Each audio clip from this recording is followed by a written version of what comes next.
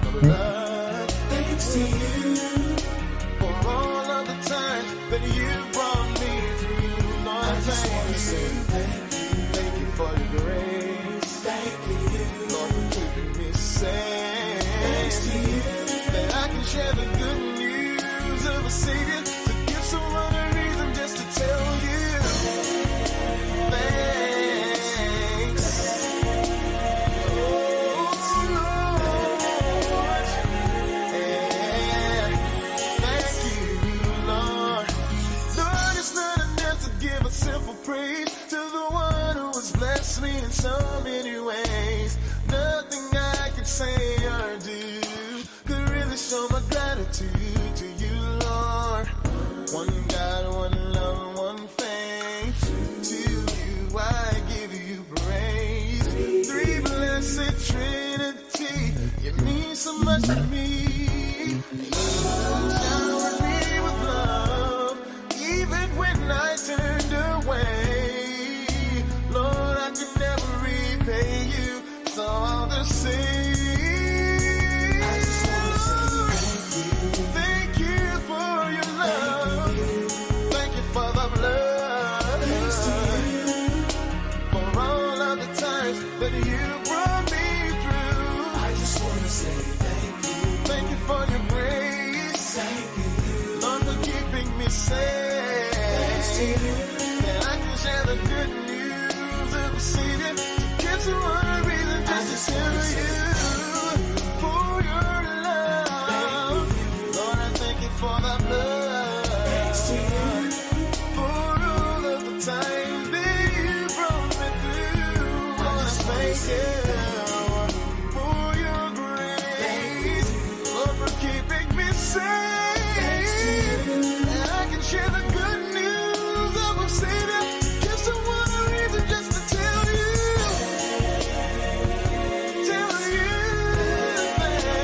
thanks. Oh, Lord, thank you.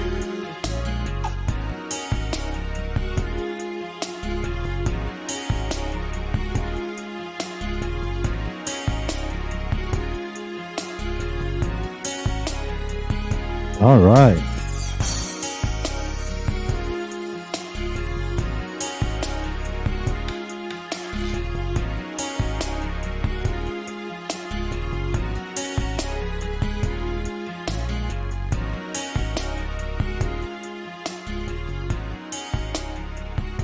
Yeah.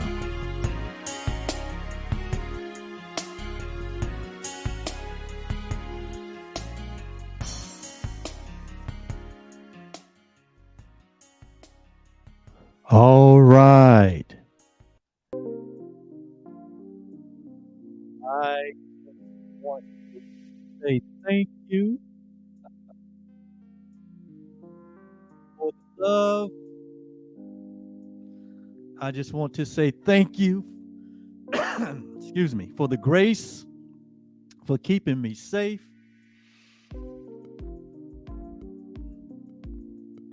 So I can share the good news. Well, good morning and welcome everyone to today's session of A Course in Miracles.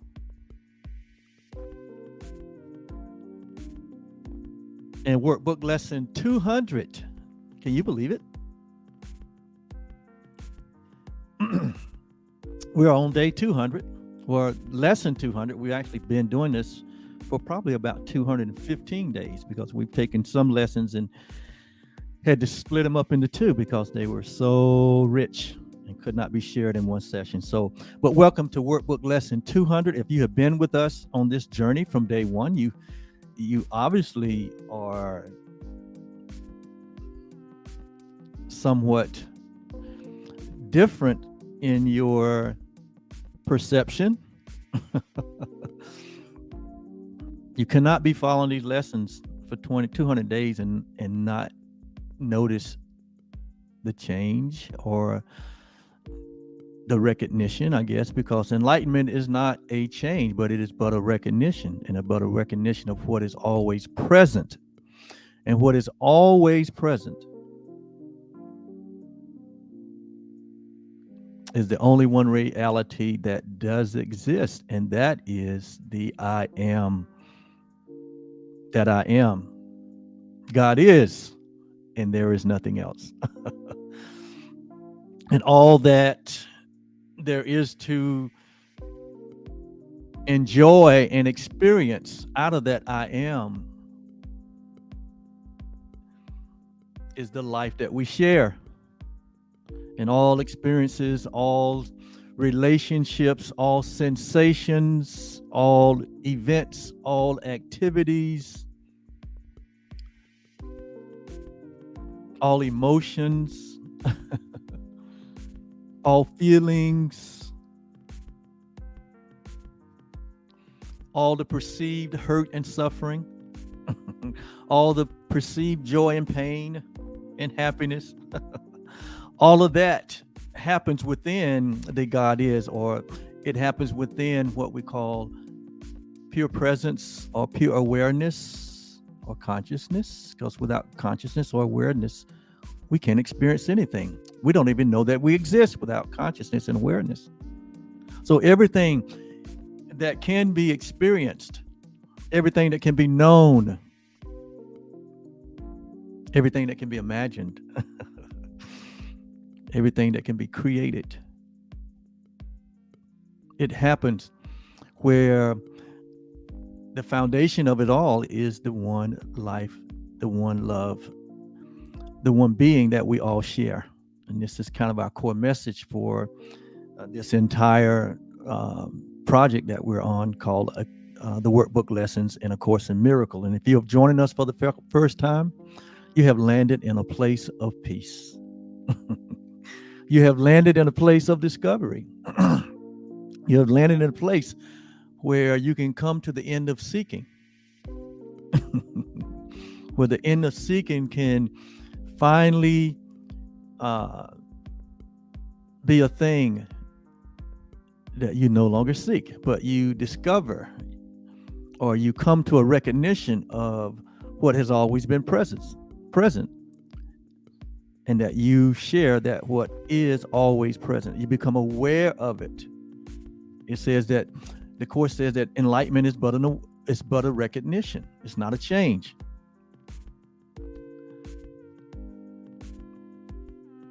And so you are in the right place at the right time. These lessons are being provided by Truly Foundation, which is a nonprofit organization that was created and founded by myself and my beautiful wife, Yolanda. And we are here for the sole purpose of sharing spiritual or advanced spirituality. It sounds like a big word, but it's not a big idea.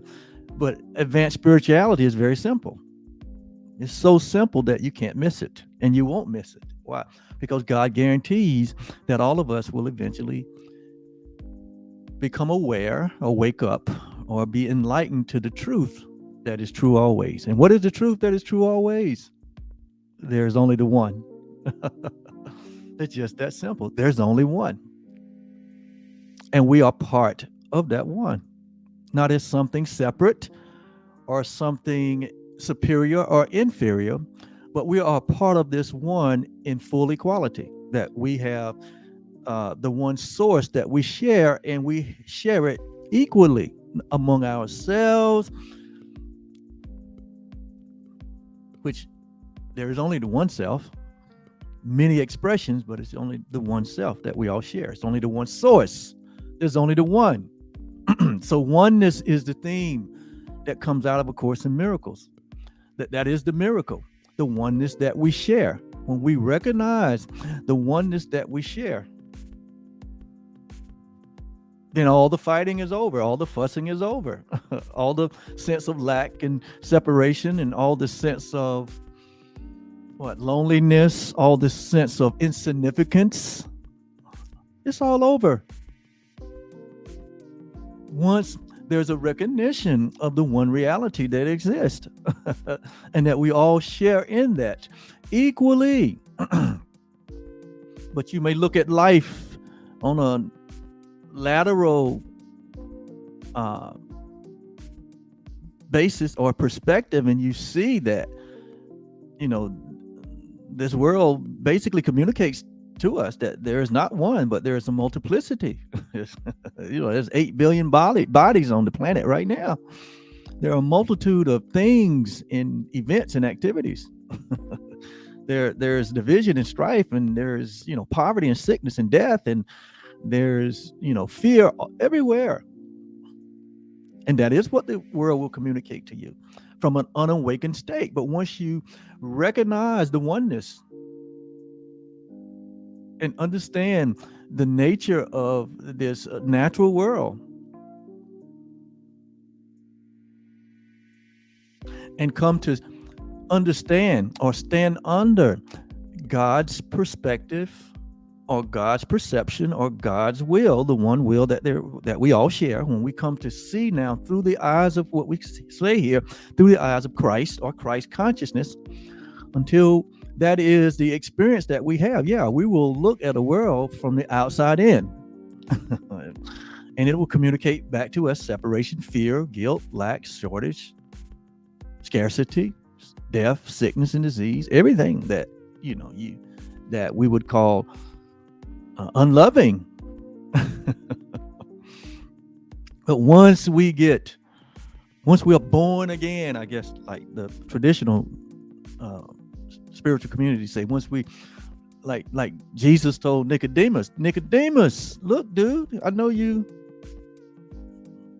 have come to me by night. Because there's something stirring in you. And what's stirring in you, Nicodemus, is that which you are, the reality that you are. And so all it takes, Nicodemus, is for an instant for you to embrace what is. It's like a rebirth. He said, you must be born again, Nicodemus. Not out of your mother's womb, but there's a birth that needs to happen so that your mind can be rejuvenated or renewed to the reality, so that the scales can be removed from your eyes, so you can see what really is there, so you can see that all that is there is God, that God is everywhere. That only light and love is a reality.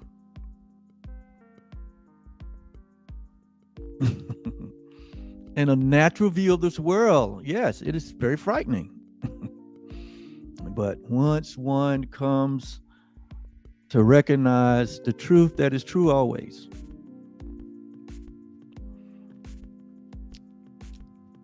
we see love on every corner. We see the will of God everywhere and in everything. There's nothing that is so bad that the will of God is not being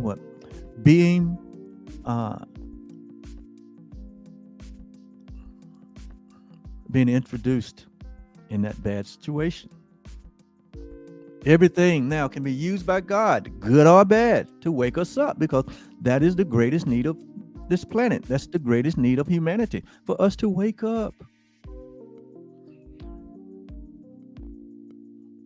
and begin to experience the love that we are, the loveliness that we are. And one aspect of that love is peace. Everyone wants some peace in their life. And so today we're going to be looking at lesson 200, which we turn to the subject of peace. And I love it.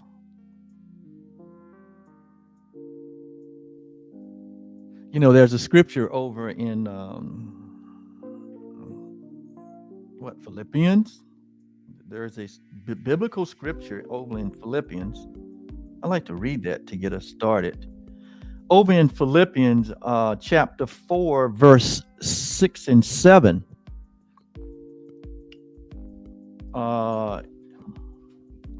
It reads, I love this scripture. And anyone that's ever had any knowledge, biblical knowledge, this is one of their favorite scriptures, which we don't understand a lot, but it's still a favorite because it's what we desire. And so Philippians 4 and 6 reads, I'm going to read it in a couple of versions. It says, do not be anxious about anything. Don't worry about anything. Do not be anxious. Be anxious for nothing. Be anxious for nothing. Be careful for nothing. So do not be anxious or worried about anything. So we're talking about worry, anxiety, and taking care.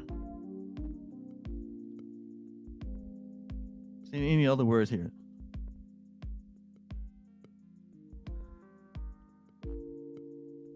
But that you kind of get my drift. It says be anxious or careful or worry about anything.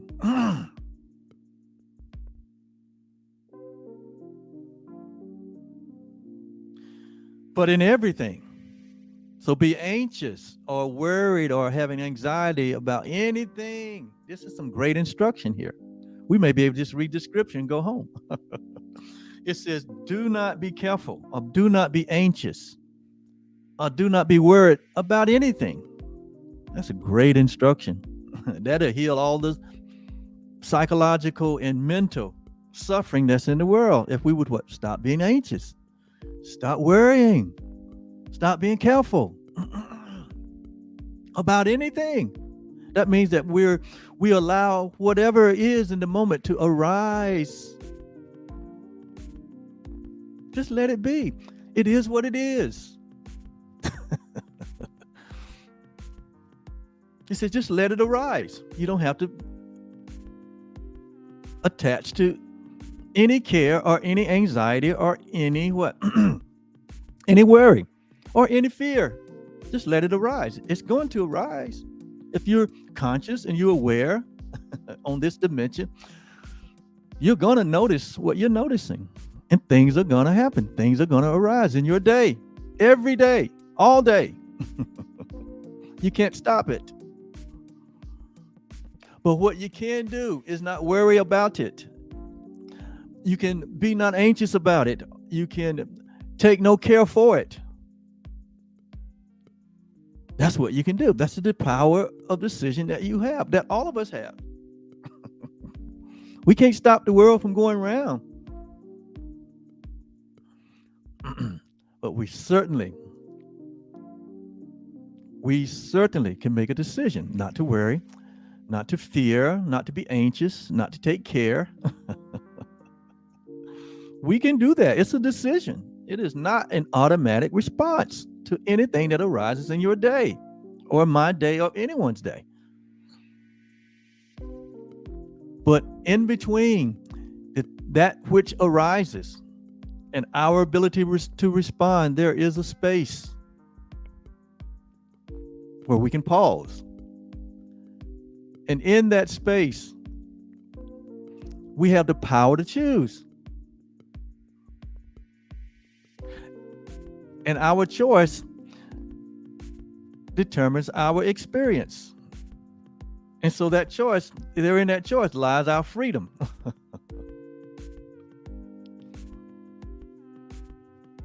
And so let me get back to it. It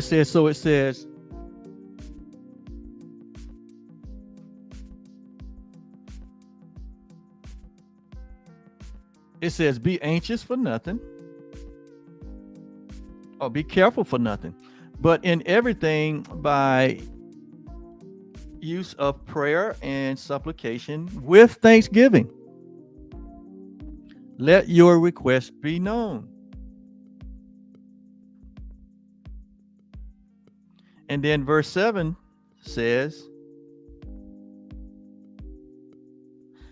and the peace of God, the peace that we all desire, which passes all understanding. Meaning that this peace that comes from God is a peace that is unique in and of itself. It's not a peace that comes from anything external. It's not a peace that is a result of any content, any experience, any feeling, any emotion. It doesn't come from that. It doesn't come from, or it's not the effect of something that we do, but it's the effect of something that we have decided not to do. And we have decided not to worry, not to take care, not to be anxious, or not to be fearful. So it is the power of the decision that gives us this access to this peace, that it says, this peace that passes understanding. And so peace that passes understanding means that it goes beyond what we could understand in our minds. But this is a peace that can only be known. In other words, you can have a direct experience of the peace of God. It's not something that you learn. It goes beyond learning. It is beyond learning. It is the peace that God is. It is an aspect of reality. And it's an aspect of the reality that we already share. It doesn't have to come from anywhere. It is always present. And so it says, let me read it again. It says, and the peace of God, which passeth all understanding, shall keep your hearts and your mind from what? Worry, doubt, and fear. And care and anxiety. It'll keep your heart from the guilt of the past, which is an illusion because the past doesn't exist anymore. So why would we hold on to something that doesn't even exist? But if we so choose to, this peace that comes from God will free you from the guilt or the shame or the blame or whatever. It doesn't matter. Whatever form that it takes, it's all guilt. That doesn't belong to you. So it says, this peace will guard or be a garrison around your heart and your mind. And we know our minds need what? Our minds need to be guarded and garrisoned against what? Against its own self. Against its what? Propensity to what? Want to wander back into the past. Or to try to live into the future, which is impossible.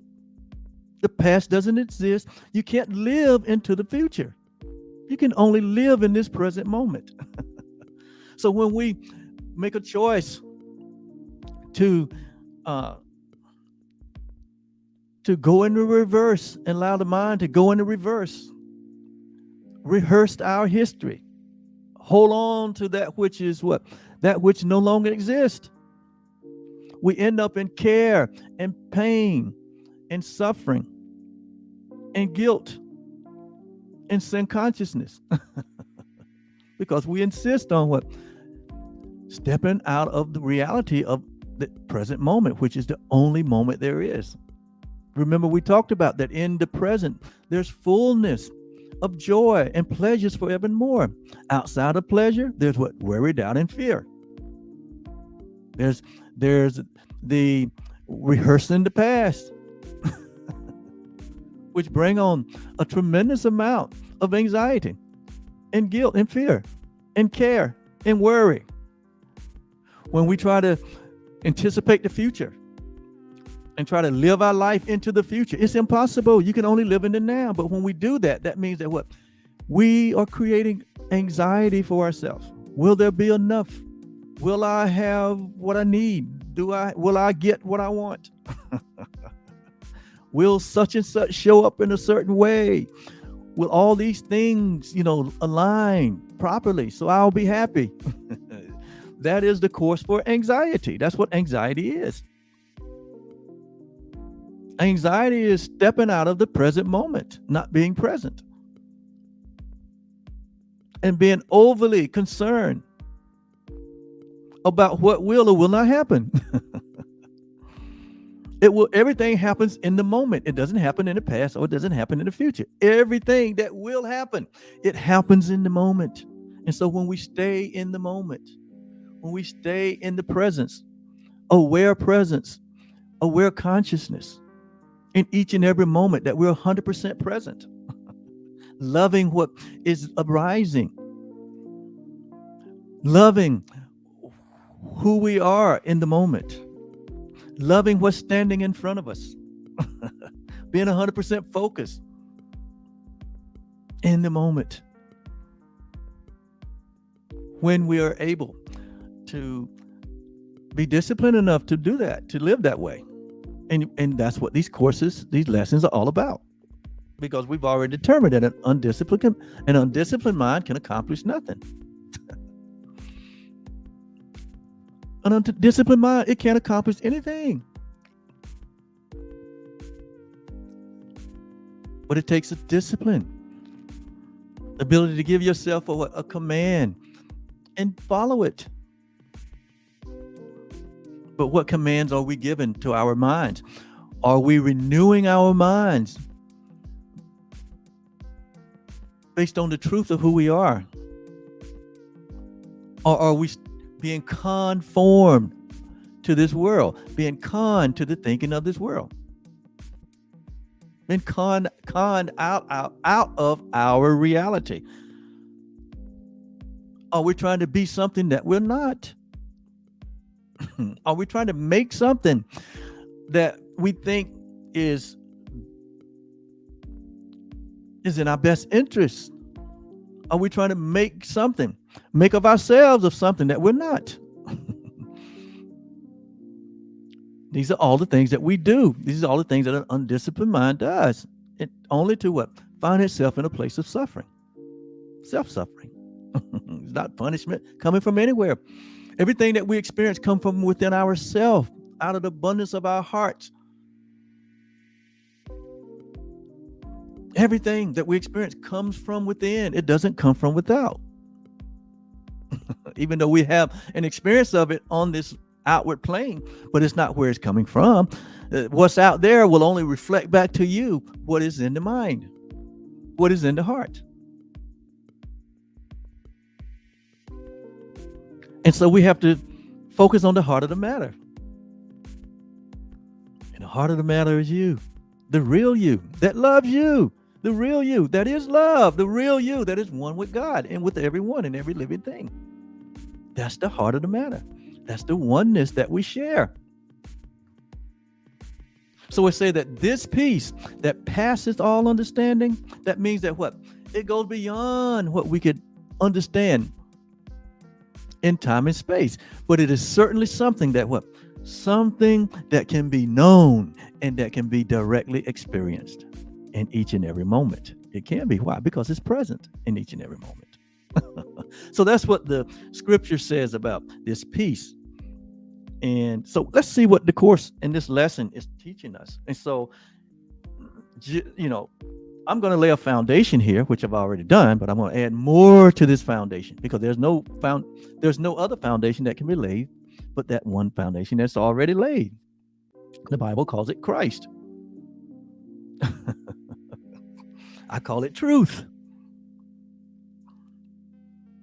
I call it awareness. I call it light and love. There's no other foundation that can be laid.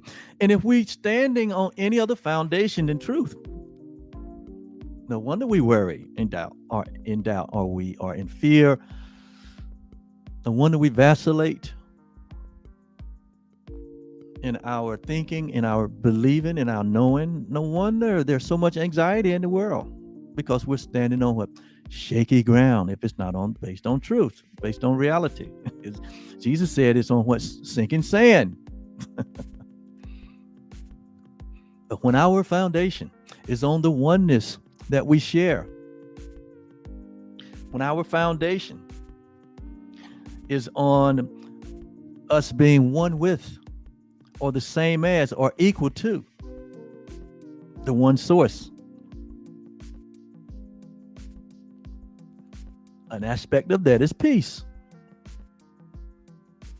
Peace is oneness. Peace is one with. That's what it means. I'm at peace because I'm one with. I'm at peace because I'm in union, common union. I'm in community or common union. That's this element of oneness. Not the idea of separation doesn't exist where peace is. That's why if our minds are divided, if our allegiance is divided, if there's any division or separation in us at all, if we think that it has a place in reality, then peace, or the aspect of peace, tends to be something that we're constantly searching for because we can't see that it's already present. What blinds us to knowing and experiencing true peace, true love, true reality is the fact that we are seeing through the eyes of separation and division, through the eyes of multiplicity, which only means that oneness is not real. But Humpty Dumpty have fallen off the wall and broken into thousands and thousands, billions and billions of pieces, never to be put back together again. That love has been broken, that heaven has been broken, that mankind was successful at separating from God. And that's impossible.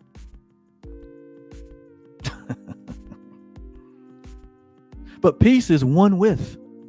I am one with what? All living things. I'm one with my Father. Like Jesus said, I and the Father are one. That's what he meant. When you see me, you see the Father. That's peace. When you embrace that as your own reality, it doesn't reside anywhere else. Peace is not out in the world. You can't find it out there. Ask the billions of people that have been here. Ask yourself, have you found peace out there? No. So peace is one with. Peace is same as. I'm one with, and I'm same as my Creator. Peace is equal to. I'm equal with. I'm equal to my Creator in all creation. Paul picked it up over in Philippians chapter 2, verse 5, when he said, let this mind be in you that was also in Christ. That was also demonstrated in the life of one man. He said, let that mind be in you, because that's the mind that you want. That's the one mind that we share. That's the mind of reality. That is the mind that is brand new. He said, that is not the mind that is conned by this world, but that is the mind that is free to be fully expressed. He said, let this mind be in you that was also in his life, who being in the form of God, while he was a man. While you are a woman, or appear to be associated with a man or a woman's body, while you're here in this incarnation, while you're here as John Doe or Jane Sue or whatever the name, I'm Oliver. I'm aware of this body identification, but I'm also aware that I'm not this body identification. This is just a vehicle for me to express the reality that I am. That's what I really am in my true nature. But he said, let this mind be in you that was in him in his lifetime, being in the form of a man or form of God, where he said. So when you are aware of a body that you can express through, it says you are in the form of God. Yeah, you, in me, and everyone right now. But you cannot. But you can be in a place of not having a recognition of that, and so you think you are a body. And we just previously talked about the previous lesson. I am not a body. I am free. You're free, but you're free to express the reality through this body.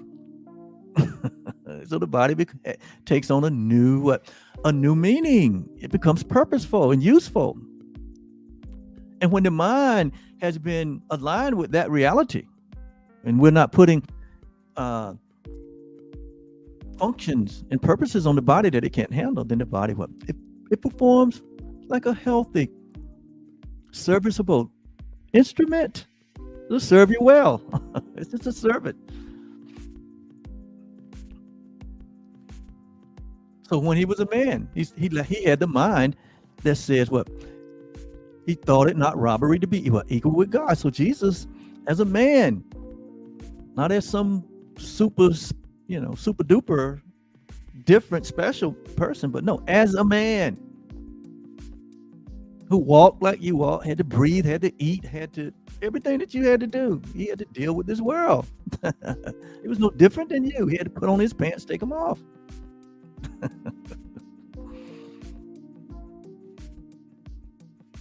He said when he was a man, when he was in form, he was in the form of God.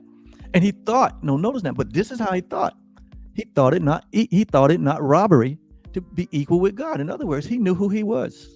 He didn't think he was taking anything away from his Father by saying what? I and God are one.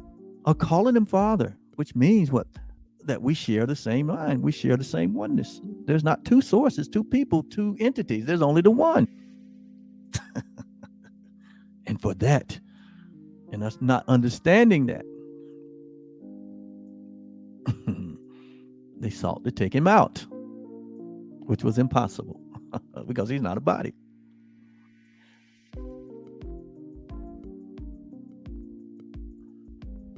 And so to get back to this peace is equality. Where there's no equality, there's no peace. There's no unity. There's no oneness. There's no relationship.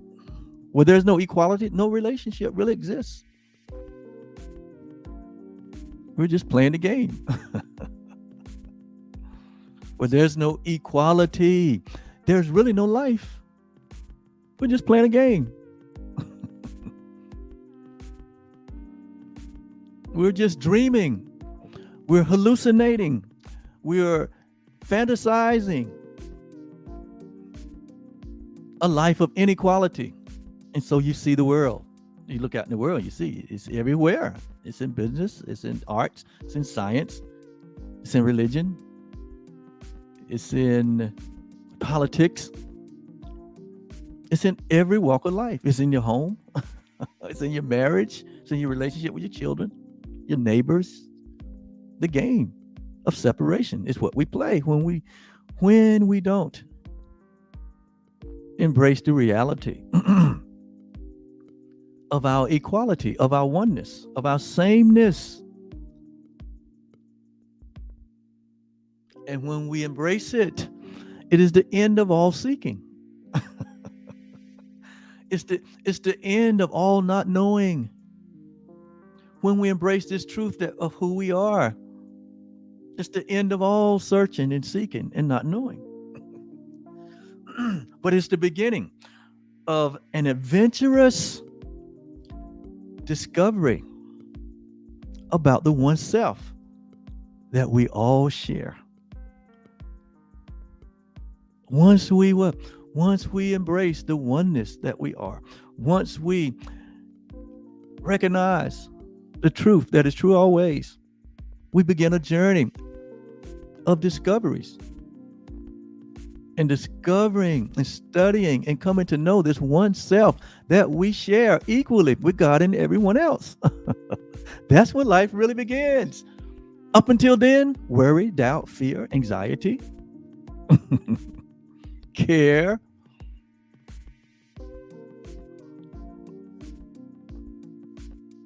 It's simple, man. Life has become really simple when the simplicity of it is uncovered. When we remove every block that we have placed in between us and that reality, because we placed a block there. We've had help, yes, but ultimately it's our decision. Ultimately it's your decision on what you allow to be the truth to you. And so today's idea, Workbook Lesson 200 says that there is no peace except the peace of God. This is a statement of truth. And this practice, this statement, this lesson is here for us to embrace it. There is no peace. And we describe what peace is. Peace is one with, same as, equality, contentment, acceptance. Peace is rest. Peace is an indication that the search is over. We're no longer seeking. Once you have found your true self, and you can only find your true self where you find God. You can only find God where you find your true self, because you're one and the same. Once you have discovered that your brother is yourself, your neighbor is yourself,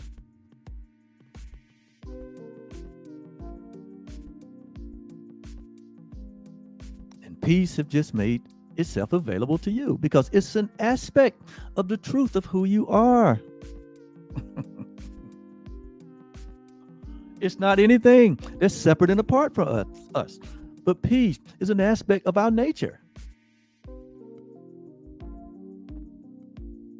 And so we don't have to do anything to conjure up peace. We don't have to spend thousands and thousands of dollars to have to be in a certain place, or be with a certain person, or be doing a certain thing, or be getting a certain response for peace to be known. No, it's not in any of those things.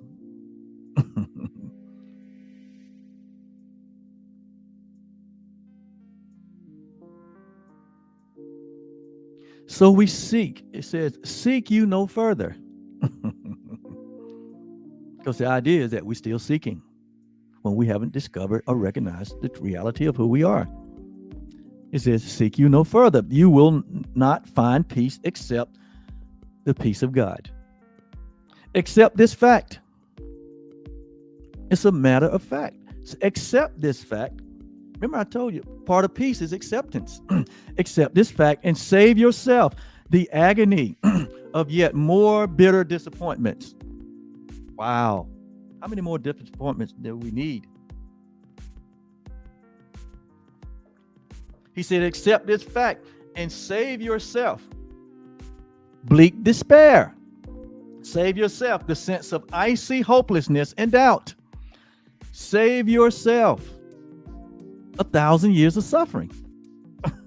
When you embrace this one idea, this one reality, that there is no peace except the peace of God. There is nothing else for you to find except the peace of God. There's nothing to find. There's nothing else to find.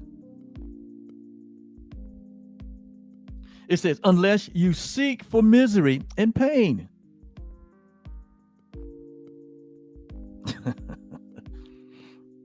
There's nothing outside of peace. There's nothing outside of God. There's nothing outside of you. If there's anything that appears to be outside, it's coming from you. It's not coming to you. It's coming from you, because you are part. You are a cause. You are part of the source, the one source that we all share.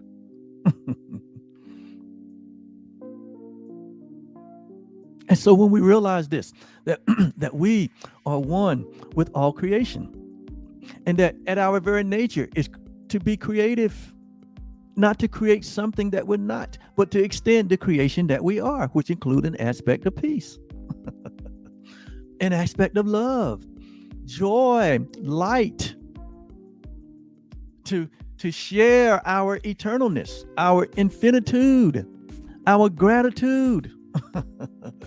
So we become this, our bodies now become this serviceable, healthy instrument that is a communication device to share the nature, the one nature that we are. That's what its purpose is. It's not your identity, but it expresses your identity. It becomes an expression of, a temporary expression of, because the body's temporary. So it becomes a temporary expression in a temporary world. But it is a reflection of what heaven is. It's a reflection of the home that we have never left. It's a reflection of the truth that is true always. That's what the body becomes. That's what the mind now becomes. What? A servant. That mind that thinks in equality with all things. We don't play the game of prejudice. We don't play the game of inequality. We don't play the game of discrimination. That all happens in the dream of separation. That all happened in the game of what we call the egotistical game of life, which only brings about suffering. It only brings about suffering and pain and anguish. It says disappointments, despair, hopelessness, and doubt. That's what that brings about, that way of thinking. It says, this is the final point to which each one must come at last. All of us must come to this reality. And the good news is, God says in his plan for salvation, he guarantees that everyone will. That's the great news. That's the good news that we share here at Truly Foundation. That God, in his infinite wisdom, have created a reality that we can't get out of. We can only fall asleep in and dream an impossible dream, but we can't get out of what God has created and what God has made. And you don't want to get out of it. Because out of it is only a road, a prodigal road that leads to a place in the pig pen, eating the swine's meat, like the prodigal son. You don't want to get out of the garden, which is symbolic of the Garden of Eden. You don't want to leave like Adam and Eve. They could only leave in dreams. It wasn't real, but they left in a dream. And you see the historical nightmare that has been passed down to generations, only in dreams. But in reality, Eden is still intact. Adam and Eve is still intact. You and I are still intact. Why? Because the impossible can't happen. You can't separate from source. Ideas leave not their source. And you and I are ideas of God. We are a God idea. Regardless of what we do to take this power, this creative power of ours, and miscreate and make a world and make bodies and make division and create a whole new thought system full of pain and suffering and death and disease and separation. It doesn't make it real. It just makes it a nightmare.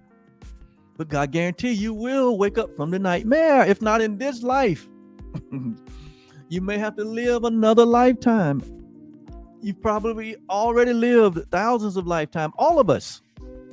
Because listen, one dream, a person's life represents a dream. And so there's only one of us. So we're dreaming the same dream. Each person's lifetime is our very own. That's why you have lived 1,000 lifetimes and 1,000 more. But there comes a time that you realize that there is no peace in that.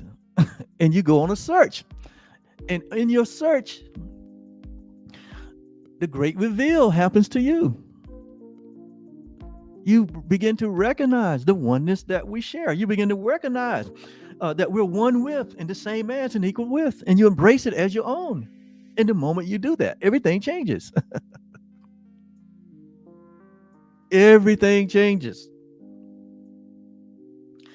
It says, this is the final point to which each one must come at last, to lay aside, notice now, all hope of finding happiness where there is none, of saving or being saved by what can only hurt. There's a final point by which each one of us come to find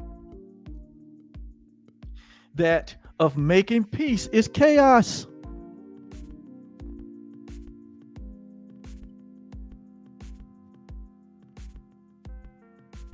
There's no peace in chaos. Joy and pain. There is no joy in pain. And heaven out of hell. There is no heaven in hell. Why? Because there is no hell. There's only the idea of a hellish reality or unreality of being separate from your source. That is hell in of itself. And being separate from each other, that is hell. But in reality, we're not separate from source and we're not separate from each other. Therefore, I say there is no hell. There's only illusion of it. And man, have we what? Man, have we grown that idea. And we actually send people there into an eternal torture chamber. And then we say God did it. God created it. And that's a big lie.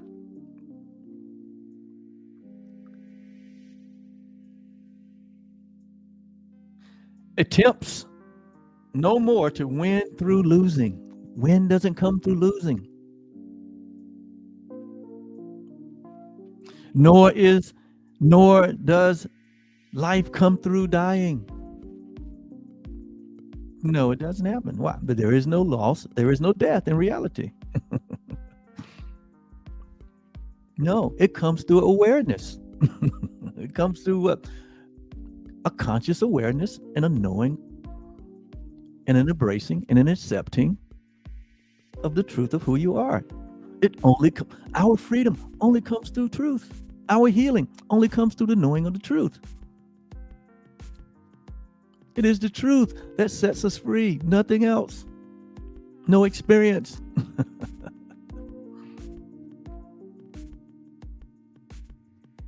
The experience is over the moment it is done. So it can't keep you free. It might point you or make you aware of freedom. But it is in the recognition.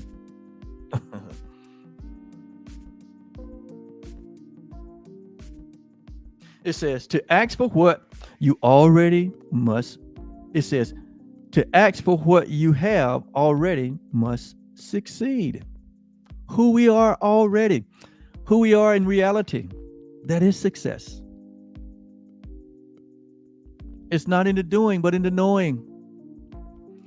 It is through the knowing that our doing reflect that which we know.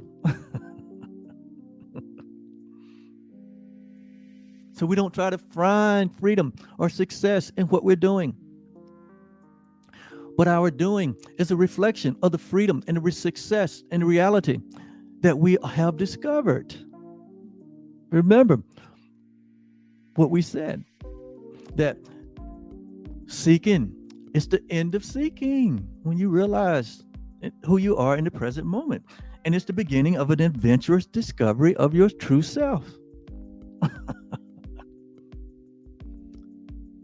And so in these discoveries, we express who we are as one with, same as, and equal to.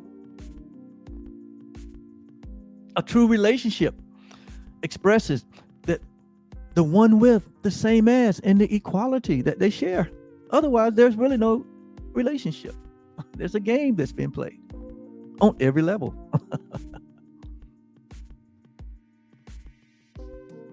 To ask for what you have already must succeed. To ask that what is false be true can only fail. We're not separate beings. We're not separate from God. We're not sinners. We've never been sinners. We're not doomed to, some torture chamber. If you've been ever told that, that is not your fate.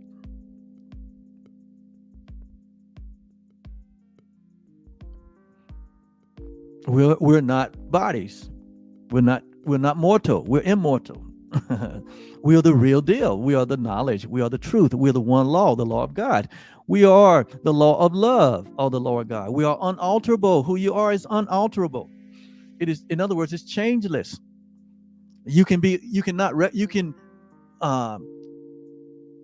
recognize who you are, but you can't change it. You are unambiguous. You're not ambiguous, meaning there's not a multiple choice. You have been fixed. You are preordained to be holy and without blame before everyone and everything in love. Even the natural world knows that. All other living things know that humanity is the real deal. And wonder why, and scratching their head. Why is humanity acting this way? Why are they fighting each other and killing each other? and fussing and fighting? Why are they judging everything by the physicality? That is so low vibrational.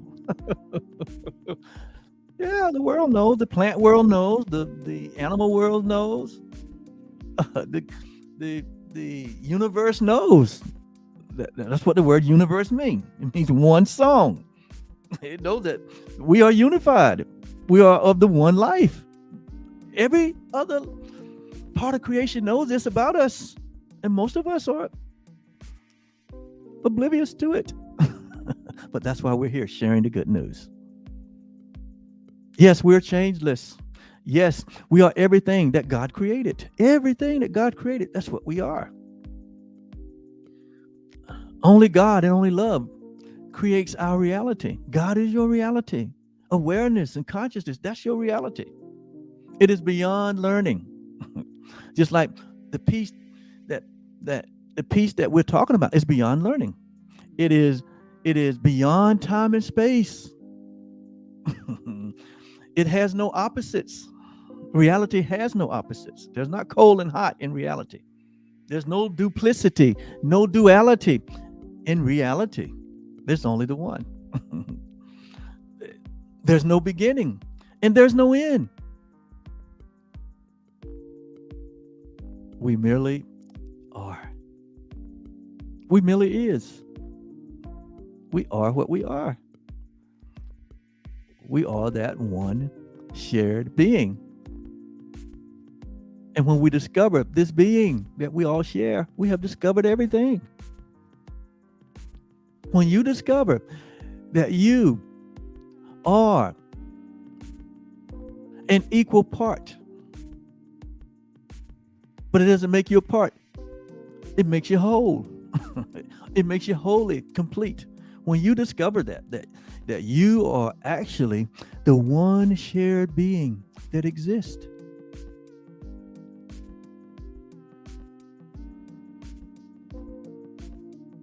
The seeking is over and the discovery is just beginning. Life just begins. So it says, forgive yourself for these vain imaginings. What are we forgiving ourselves for? For imagining ourselves being something that we're not. For imagining ourselves being sinners, being separate from God and each other. Imagine ourselves having enemies. Imagine ourselves, having lack. Imagine ourselves being incomplete. Imagining ourselves as being doomed to failure. Imagining ourselves, to being full of anxiety and care and worry and doubt. Those are vain imaginings. They're vain in the fact that they're not true. And ultimately, they will dissipate. So forgive ourselves for the vain imagining, for the body identification where we thought we was this body with all its limitations, that we thought death was real. We thought hell is real. We've thought all the things we thought, and a lot of it coming out of conditioning. We understand that. But now you're in a place where you can decide for yourself. Ask yourself and make inquiry of yourself. Who am I? That's what I did 30 something years ago because I didn't know who I was. And it made me very anxious. I was not comfortable in this world. I was not comfortable in this body. I was not at peace. And I asked myself, who am I? Why am I here? What is this crazy thing all about? Why is there so much unlovingness? Why is there so much fear? Why is there so much war and fighting? Why is there so much, sickness and disease and pain and suffering? Why is there birth? Why is there death? All these things cause me to ask, why? What? I inquired of myself, and myself answered me. It said, this is not the real deal. This is not who you think you are. That is not who you are. And that's when the journey began. That's when the seeking began. And everything that you will ever need to know about yourself, everything that you will ever need to know about reality, everything that you will ever need to know about this external world will come to you in a form that you can accept. It will come to you in so many different forms, in so many different ways. Now that you are open, now that you have allowed that which you are to peep out of a different perspective, your life will begin to be a series of discoveries about who you are. You cannot ask a question that can't be answered. Just ask the question, who am I? What am I here for? If you feel uncomfortable in your skin, that's what I did. You remember Jesus asked his disciple, who do they say that I am? Notice now, he said, who do they say that I am? He wasn't asking that because he didn't know who he was. He was asking that because they didn't know who they were. So we ask the question today, who am I? Why am I not comfortable in myself? Well, I'm not comfortable in this place. What is going on? This is when you get real with yourself. Most people are not real with themselves. They're still playing the game in this false world, trying to find it out there in something or some form or some event or some activity or some breakthrough. Even religious people are even notorious for it. Next level. Where in reality, there are no levels. When you get down to it, in reality, there are no levels. When you step into your real unlimited self, there are no levels. Everything is available in the moment, in every moment.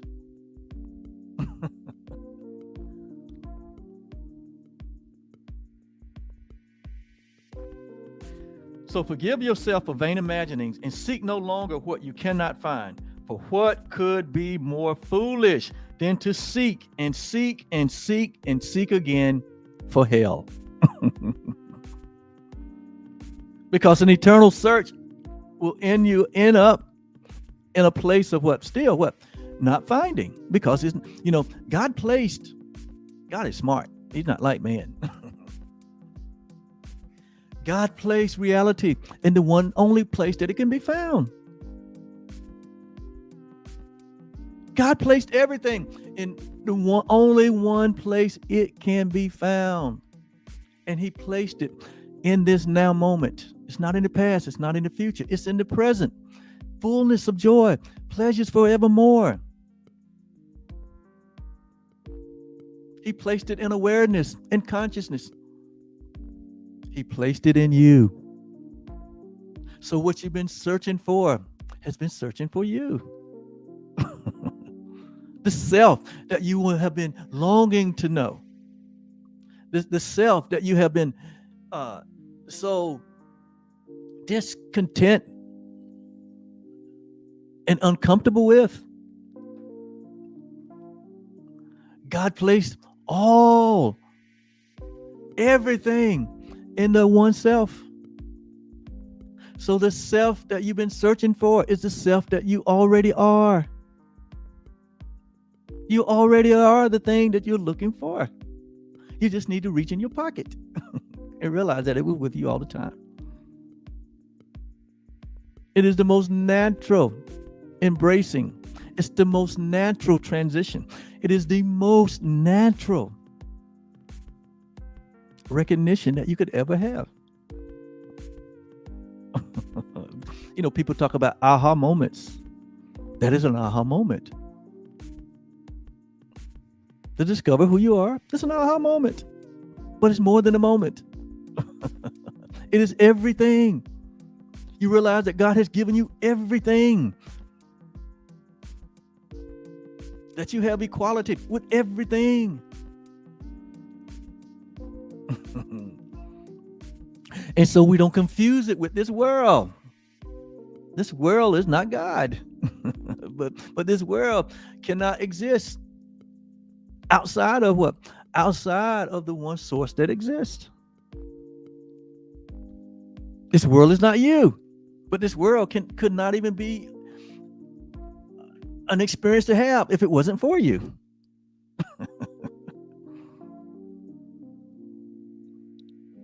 Yes, you.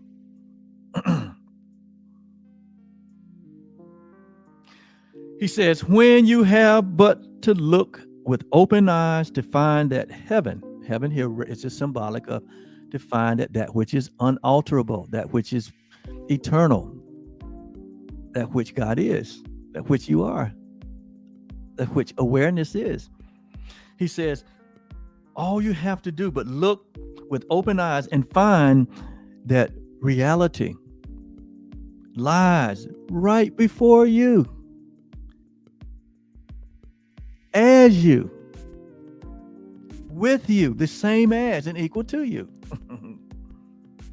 It says, through a door that opens easily to welcome you home.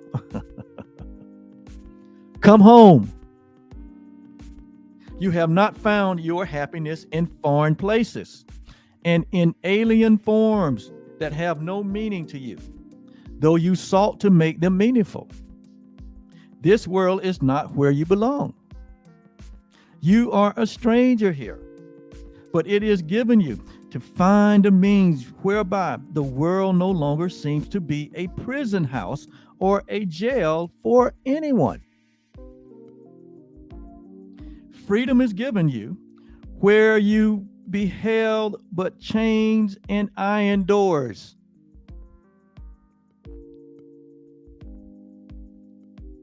In every place that we have felt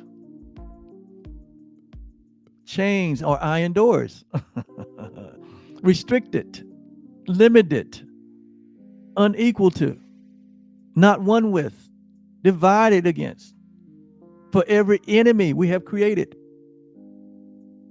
for every enemy that we have created, because there are no enemies when you wake up. He says, freedom is given you where you have beheld all this. Freedom is in the same place of darkness. Once the light is turned on, we realize freedom is right there, where the chains and the bars appear to be. It says, but you must change your mind. That's what this whole Course in Miracles is about. The changing of our mind, for us to let go of this mindset of inequality, this mindset of division and strife, this mindset where we're always in conflict with ourselves because we're not comfortable with ourselves. So we stay in conflict with ourselves by projecting that conflict on others. We'll find something to be in conflict about because we're not at peace. We're still afraid of God. We're still afraid of ourselves. It says, but you must change your mind about the purpose of the world. See? If you would find escape, we can only escape the hell that we made by finding the true purpose for the hell that we made. And it says, you will be bound till all the world is seen by you as blessed, and everyone made free of your mistakes and honored as he is. We must have this shift in our perception. We must have this change of mind where we allow the whole world to go free and everyone in it and everything in it. But as long as we hold someone in prison or something imprisoned by our own fears, by our own lack of peace, as long as we attempt to do that, as long as we attempt to find enemies to project on, as long as we see people as different from who we are, as long as we embrace a falsity of inequality,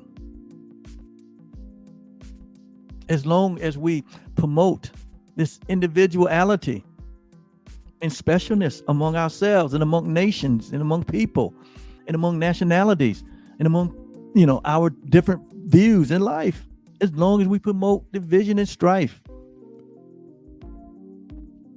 it says we won't escape. We'll keep having a nightmare over and over again. We'll keep searching for peace, searching. And all the time, all we have to do is what? Change our minds. It says, you will be bound till all the world is seen by you as blessed. If the world is seen by you as cursed, those of you that say the world is cursed or people are cursed, what you're doing, it says, as long as you're holding on to that idea, when you don't see through the eyes of Christ, it says you will stumble on and on in the search for the hell that you keep making. He says, you made him not. We haven't made ourselves. We haven't even made another, let alone ourselves. And if we haven't made ourselves, how can we know? How can we label what we are or what someone else is? How can we do that? How can we play little God? By saying that someone is not this or someone is this, because we're looking at what the body's doing. So we're playing God. And if you're playing God, it is mighty painful. It is a miserable life to play God. To try to make of something that is not, to try to make of yourself what you're not. You're playing God, and it's really excruciating pain and suffering in that. It says it right here. You can't escape. It says, you will be bound till all the world is seen by you as blessed, and everyone made free of your mistakes, your mistaken point of view, your mistaken perception, and honored as they are. Because you see that who they really are is who you really are. And when we honor, we give to all the honor that comes from God only, like the peace that comes from God only. Then, and in that very moment, in that very instant, are we released and are we set free from the prison house and the jailhouse that we created for ourselves. We must change our mind. We must let go of every idea of separation, of prejudice, of inequality.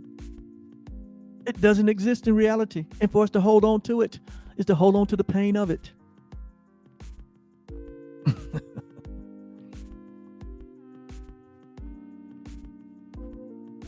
You made him not, no more you made yourself. And as you feel the one, the other is accepted as he is. So all this forgiveness does. This is the purpose for forgiveness. Not in heaven, but here, where we still have this sense of separation. Forgiveness is the function that we share, that we must share in order for this peace that we desire to become our very own direct experience. I'm going to have to stop here. But I'm not finished with this subject. I'm not finished with this lesson. So come back on tomorrow. I'll share part 2. But there's so much more here. So there's no need to rush in. We need to hear this. I need to hear this.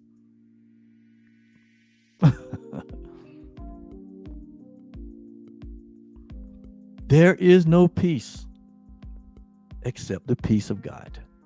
And the peace of God is not something that we learn, but it is something that we become aware of through the recognition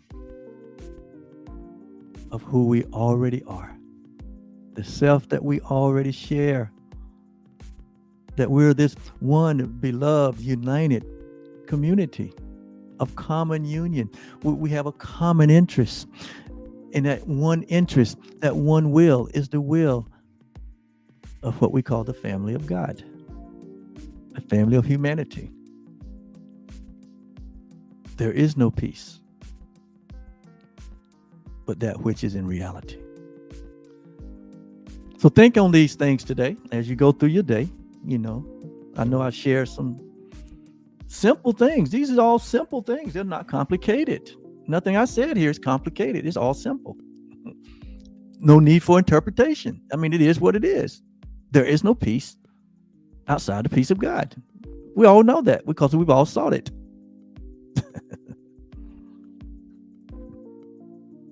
Only what? To have a momentary experience. And then we're on to the next search. But the end of searching, we have come to the end of searching and seeking, because we have come to a realization that who we are is the only thing that's really present. That's the only thing that's real. Thank you so much. Have a great day. It's been my pleasure. And I can't end with any other word than this. Peace. Bye-bye.